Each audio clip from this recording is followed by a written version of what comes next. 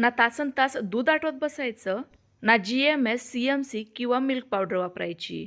आज आपण बनवत आहोत सर्वांत सोपी, झटपट तयार होणारी आणि फक्त 3 ते 4 साहित्यांमध्येच ताज्या आंब्यापासून कोणतेही प्रिझर्वेटिव्ह, रंग किंवा इसेन्स न वापरता उत्कृष्ट दर्जाची, तोंडात जाताच विरघळणारी घरगुती आईस्क्रीम, जी बनवायला अतिशय सोपी आहे, झटपट बनते, तोंडात जाताच विरघळणारी, चविष्ट असून महत्त्वाचं म्हणजे फक्त 50 ते 60 रुपये खर्चामध्येच तयार होते. मी तर म्हणेल याहून सोपी आंबा आईस्क्रीमची रेसिपी तुम्ही बघितली नसेल किंवा ट्रायही केली नसेल.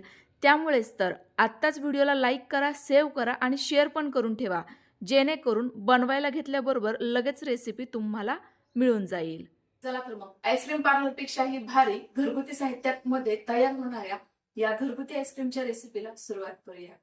तर कोणत्याही प्रकारची पूर्वतयारी न करता डायरेक्ट रेसिपीलाच लागूयात. तर अगोदर मी या ठिकाणी घेतलंय अर्धा लिटर फुल फॅट म्हणजेच म्हशीचं दूध. बघा, या ठिकाणी आपल्याला फक्त अर्धाच लिटर दूध वापरायचंय, पण एवढ्यामध्येच आपली 1.25 ते 1.5 लिटर आईस्क्रीम तयार होते. ही आईस्क्रीम बनवण्याकरिता आपल्याला म्हशीचंच दूध वापरायचंय, कारण यामध्ये पाण्याचा अंश जरा कमी असतो आणि त्यामुळे आपल्याला दूध जास्त आटवत बसण्याची गरज पडणार नाही. तयार झालेल्या आईस्क्रीममध्ये बर्फाचे कण देखील जमा होणार नाही. या दुधामधूनच 2 पळी दूध मी एका वाटीमध्ये काढून घेतलंय. आता या दुधाला उकळी येते तोपर्यंत आपण दुसरी तयारी करूयात. तर आपण जे वाटीमध्ये दूध काढून घेतलं होतं ना, त्यामध्ये घालूयात 2 चमचे कॉर्नस्टार्च म्हणजेच मक्याचं पीठ. यामुळे आपल्याला दूध जास्त आटवत बसण्याची गरज नाहीये, दूध पटकन घट्टसर होतं. पण जर तुमच्याकडे नसेल तर याऐवजी तुम्ही 2 चमचे गव्हाचं पीठ किंवा तांदळाचं पीठ किंवा बेसन पीठही वापरू शकता. टेस्ट अगदी सेम राहील, अजिबात फरक होणार नाही. हे पीठ व्यवस्थित असं दुधामध्ये मिक्स केल्याबरोबर लगेच आपल्याला हे या दुधामध्ये मिक्स करून घ्यायचंय. त्यापूर्वी मी तुम्हाला आपलं दूध दाखवते. बघा, मस्त अशी खळखळून उकळी आली आहे. त्यावर थोडीशी मलाई जमा झाली होती, ती मी पुन्हा एकदा या दुधामध्येच मिक्स करून दिली. आता लगेचच हे कॉर्नस्टार्चचं जे मिश्रण होतं ना, ते घालूयात. ते घालण्यापूर्वी थोडंसं पहिले एकदा मिक्स करून घ्यायचं, कारण कॉर्नस्टार्च पावडर लगेच दुधाच्या तळाशी जाऊन बसते. ही टाकत असताना चमच्याने लगेचच ढवळत राहा, जेणेकरून यामध्ये गुठळ्या तयार होणार नाहीत.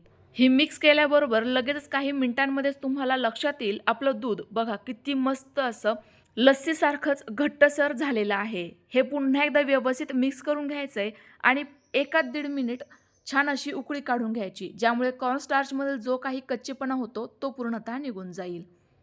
लगेच यामध्ये पाव कप साखर घालूयात. साखरेचं प्रमाण अगदी योग्य आहे, परफेक्ट आहे. पण जर तुम्हाला जास्त गोड आवडत असेल तर 1 ते 1.5 चमचा साखर एक्स्ट्राची वापरू शकता. साखर टाकल्यानंतर पुन्हा एकदा हलकीशी एक उकळी काढून घेतली. आपलं मिश्रण या ठिकाणी तयार झालंय.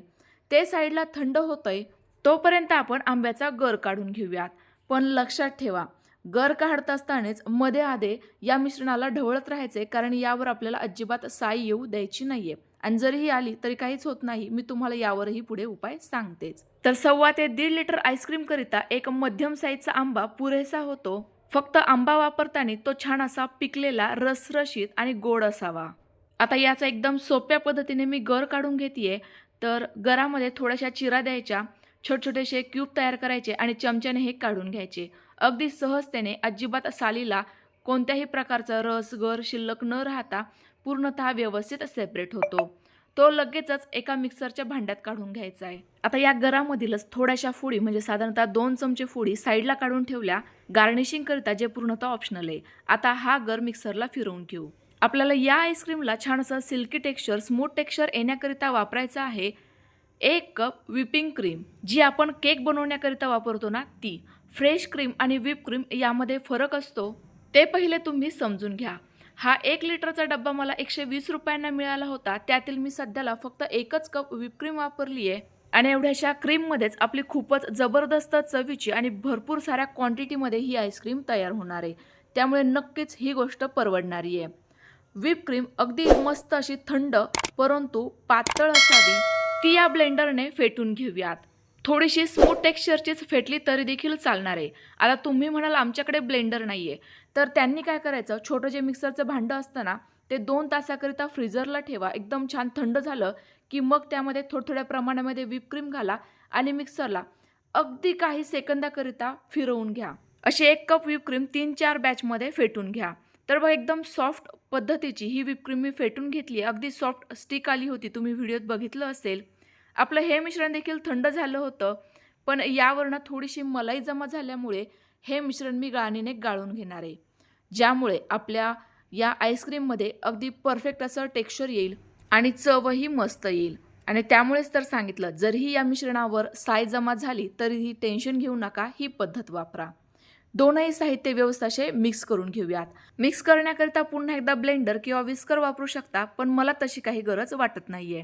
स्पॅच्युलानेच व्यवस्थित असं हे मिक्स झालंय. सेम बेस ना पार्लरवाले देखील बनवून ठेवता आणि नंतर यामध्ये वेगवेगळे फ्लेवर मिक्स करता. तुम्ही देखील असं करू शकता. घरामधील जर वेगवेगळे मंडळी असतील, त्यांना वेगळे फ्लेवर आवडत असतील, तर याच बेसमध्ये प्रत्येकाला एका वाटीमध्ये वेगवेगळे फ्लेवर ट्राय करू शकता. जसं चॉकलेट, व्हॅनिला, स्ट्रॉबेरी, बटरस्कॉच किंवा राजभोग. मला फक्त एकच फ्लेवर बनवायचा होता, त्यामुळे मी यामध्ये डायरेक्ट मँगोचा पल्प घातलाय. व्यवस्थित मिक्स करून घेतेय. फक्त आता हा पल्प पटकन व्यवस्थित मिक्स होत नाही, त्याकरिता ब्लेंडरने पुन्हा एकदा अगदी काही सेकंदाकरिता हे मी फेटून घेते. आता तुम्हाला जर गरज वाटत असेल यामध्ये कलर घालायचा आहे तर घालू शकता, पण मला गरज तशी काही वाटत नाहीये. माझ्या आंब्याचा रंग अगदी परफेक्ट होता, त्यामुळे बघा आपल्या आईस्क्रीमला काय भारी रंग आलेला आहे, कोणत्याही प्रकारचा आर्टिफिशियल कलर न वापरता. तर बघा फक्त अर्धा लिटर दूध आणि 1 कप व्हिप क्रीम वापरून आपली एवढी सारी आईस्क्रीम तयार झाली आहे, जी मोठ्या फॅमिलीमध्ये देखील अगदी पुरेशी आहे. आता ही तयार झालेली आईस्क्रीम अगदी पार्लरसारखी मस्त अशी थंडगार घट्टसर होण्याकरिता एखादा एअरटाईट डब्बा घ्यायचा आहे किंवा साधा डब्बा असला तरी देखील पुढे टिप्स सांगते ती वापरा. आता या एअरटाईट डब्यामध्ये अजिबात हवा राहणार नाही, या पद्धतीने आईस्क्रीम काढून घ्या आणि अगदी पार्लरसारखीच आईस्क्रीम दिसण्याकरिता व्हिडिओत दाखवलेल्या पद्धतीने थोडंफार गार्निश देखील करून घ्या, ज्यामुळे हे आणखी जास्त अट्रॅक्टिव्ह दिसेल.